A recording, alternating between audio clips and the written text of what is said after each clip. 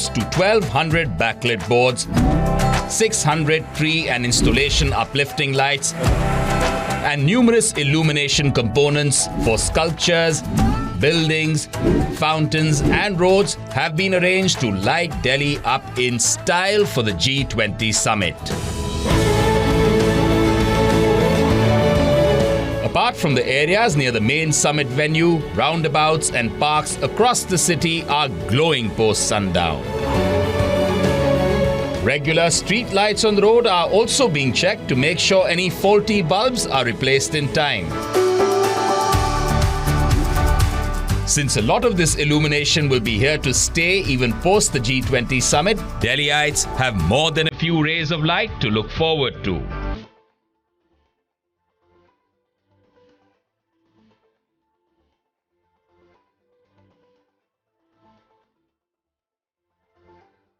The Indian capital's impressive makeover.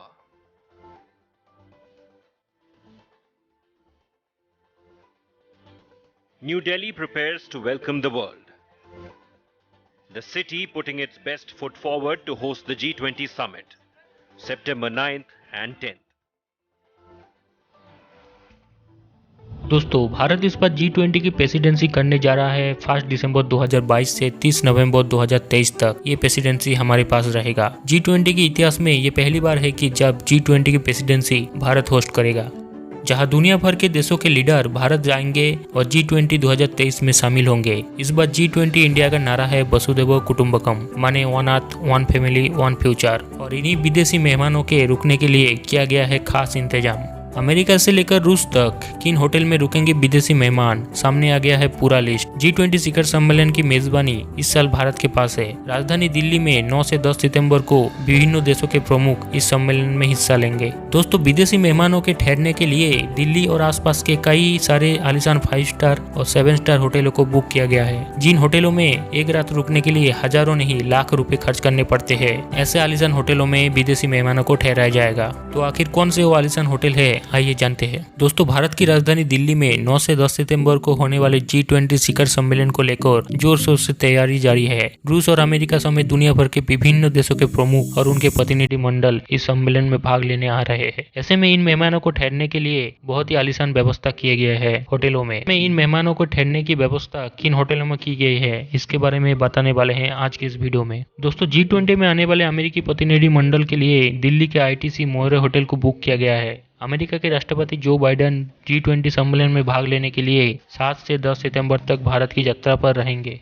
दोस्तों, G20 सम्मेलन में भाग लेने के लिए भारत की यात्रा पर आने वाले रूसी प्रतिनिधि मंडल को दिल्ली के ओबरॉय होटल में रुकवाया जाएगा। इसके साथ ही तुर्की का प्रतिनिधि मंडल भी दिल्ली के ओबरॉय होटल में और दक्षिण कोरिया का प्रतिनिधि मंडल गुरुग्राम के ओबरॉय होटल में रुकेगा। G20 शिखर सम्मेलन के लिए आने वाले चीन के प्रतिनिधि मंडल को ठहरने की व्यवस्था ताज होटल में की गई है। इसके साथ ही ब्राजील के प्रतिनिधि मंडल भी ताज होटल में रुकेंगे। वही फ्रांस का प्रतिनिधि मंडल इस होटल में ठहरने वाले हैं। G20 शिखर वार्ता में आ रहे ब्रिटिश प्रतिनिधि मंडल के ठहरने की व्यवस्था होटल सांग्री-ला में की गई है। हाल ही में यूके के PM ऋषि सुनक ने कहा था कि वो G20 सम्मेलन में भाग लेने के लिए काफी उत्सुक है। इसके साथ ही जर्मनी के प्रतिनिधि मंडल को भी होटल सांग्री-ला में ठहराया जाएगा। दोस्तों, भारत की राजधानी दिल्ली में 9 से 10 सितंबर को होने वाले G20 सम्मेलन के लिए कनाडा का प्रतिनिधि मंडल ललित होटल, जापान की ओर से आ रहा प्रतिनिधि मंडल भी ललित होटल और ऑस्ट्रेलिया की ओर से आ रहा प्रतिनिधि मंडल शाही होटल में रुकेंगे। दोस्तों, G20 सम्मेलन में आने वाले संयुक्त अरब अमीरात UAE की प्रतिनिधि मंडल के ठहरने की व्यवस्था होटल ताज मानसिंह में की गई है। इंडोनेशिया की ओर से आ रहा प्रतिनिधि मंडल होटल इंपीरियल में रुकेगा। वही सऊदी अरब की ओर से आ रहा प्रतिनिधि मंडल होटल लीला में रुकने वाले हैं।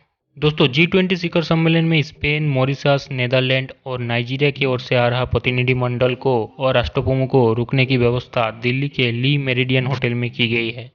तो वही G20 सम्मेलन में भाग ले रहे इटली के प्रतिनिधि मंडल के राष्ट्र प्रमुखों के लिए होटल हयात में रुकने की व्यवस्था की गई है। वही बांग्लादेशी प्रतिनिधि मंडल के लिए ग्रैंड हयात और सिंगापुर के प्रतिनिधि मंडल के लिए हयात होटल के रुकने की व्यवस्था की गई है।